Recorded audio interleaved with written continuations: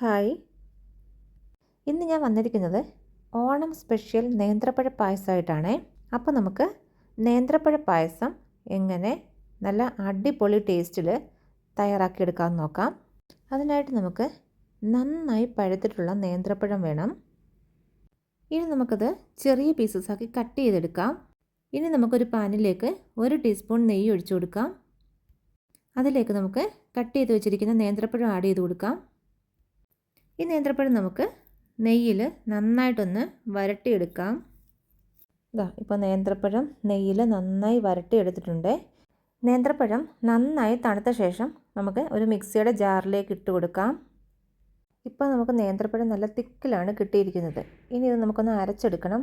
അതിന് വേണ്ടിയിട്ട് നമ്മളൊരു 1/2 ഗ്ലാസ് വെള്ളവും കൂടി ആഡ് ചെയ്ത് കൊടുത്തിട്ട് നല്ല ഫൈൻ പേസ്റ്റാക്കി നമുക്ക് അരച്ചെടുക്കാം.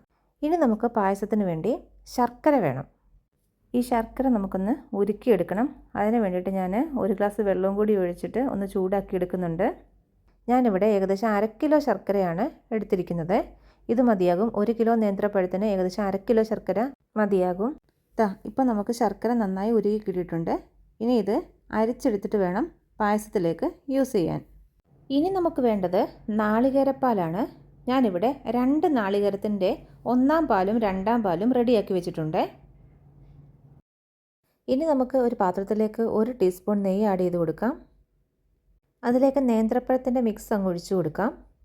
ഇനി ഇത് നന്നായി ഇളക്കി കൊടുക്കണം. ഇതിലെ വെള്ളം കംപ്ലീറ്റ് വറ്റി വരണം നമുക്ക്.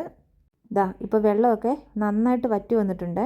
ഇനി ഇതിലേക്ക് നമുക്ക് ശർക്കരപ്പാനി കുറച്ചായി ആഡ് ചെയ്ത് കൊടുക്കാം. ഇപ്പോൾ നമ്മുടെ ശർക്കരപ്പാനിയൊക്കെ ഒന്ന് കുറുകി അത്യാവശ്യം തിക്കായി കിട്ടിയിട്ടുണ്ട്. ഇനി നമുക്കിതിലേക്ക് 2-ാം പാലങ്ങ് ചേർത്ത് കൊടുക്കാം. ഇനി ഞാനിവിടെ ഒരു 2 ടേബിൾ സ്പൂൺ ചവ്വരി എടുത്ത് വെച്ചിട്ടുണ്ട്. ചവ്വരി നമുക്കൊന്ന് കുക്ക് ചെയ്ത ശേഷം ഈ പായസത്തിലേക്ക് അങ്ങ് ചേർത്ത് കൊടുക്കാം. ഇനി ഇതിലേക്ക് 1 ടീസ്പൂൺ ജീരകപ്പൊടി ചേർത്ത് കൊടുക്കാം. 1/2 ടീസ്പൂൺ ഏലക്കപ്പൊടി ചേർത്ത് കൊടുക്കാം. 1/2 ടീസ്പൂൺ ചുക്കുപൊടിയും കൂടി ചേർത്തിട്ട് നന്നായിട്ട് അങ്ങ് മിക്സ് ചെയ്തെടുക്കാം. ഇപ്പോൾ പായസം നല്ല തിക്കായി വന്നിട്ടുണ്ട്. ഇനി നമുക്കിതിലേക്ക് 1-ാം പാൽ അങ്ങ് ചേർത്ത് കൊടുക്കാം. ഫ്ലെയിം നന്നായിട്ട് കുറച്ചിട്ട് കൊടുത്തിട്ട് വേണം 1-ാം പാൽ ചേർത്ത് കൊടുക്കാൻ. 1-ാം പാൽ ഒഴിച്ച് കഴിഞ്ഞാൽ പിന്നെ തിളയ്ക്കാൻ പാടില്ല. ജസ്റ്റ് ഒന്ന് ചൂടായി കഴിഞ്ഞ് കഴിഞ്ഞാൽ നമുക്കങ്ങ് ഫ്ലെയിം ഓഫ് ചെയ്തിടാം. ഇനി നമുക്കൊരു പാനിലേക്ക് 1/2 ടീസ്പൂൺ നെയ്യ് ഒഴിച്ചു കൊടുക്കാം. അതിലേക്ക് തേങ്ങാക്കൊത്തിട്ട് കൊടുക്കാം. അതൊന്ന് ബ്രൗൺ നിറമാകുമ്പോൾ നമുക്കതിലേക്ക് കാഷ്യൂനട്ട് ആഡ് ചെയ്ത് കൊടുക്കാം. അതൊന്ന് ഫ്രൈ ആയി വരുമ്പോഴത്തേക്ക് നമുക്ക് കിസ്മിസും കൂടി ആഡ് ചെയ്ത് കൊടുക്കാം. ഇപ്പോൾ നട്ട്സൊക്കെ നന്നായി ഫ്രൈ ആയിട്ടുണ്ട്. അത്യാവശ്യം നല്ല ബ്രൗൺ ഷെയ്ഡിലോട്ട് വന്നിട്ടുണ്ട്. ഇത്രയും മതിയാകും. ഇനി നമുക്ക് ഈ മിക്സ് പായസത്തിലേക്കങ്ങ് ഒഴിച്ചു കൊടുക്കാം. അപ്പോൾ ഇത്രയേ ഉള്ളൂ. നല്ല അടിപൊളി പായസമാണ് കേട്ടോ. ഈ പായസത്തിലേക്ക് ഉപയോഗിക്കുന്ന നേന്ത്രപ്പഴം നന്നായി പഴുത്തത് തന്നെ എടുക്കാൻ ശ്രദ്ധിക്കുക. നല്ല മധുരമുള്ള നന്നായി പഴുത്തിട്ടുള്ള നേന്ത്രപ്പഴമാണ് നമ്മുടെ ഈ പായസത്തിന് ഏറ്റവും ബെസ്റ്റ് കേട്ടോ. ഈ പായസം ചൂടൊക്കെ ആറി നന്നായി തണുത്ത ശേഷമാണ് നല്ല പെർഫെക്റ്റ് ടേസ്റ്റിലോട്ട് വരുന്നത്.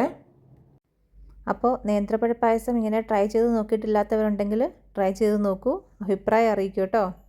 Thanks for watching.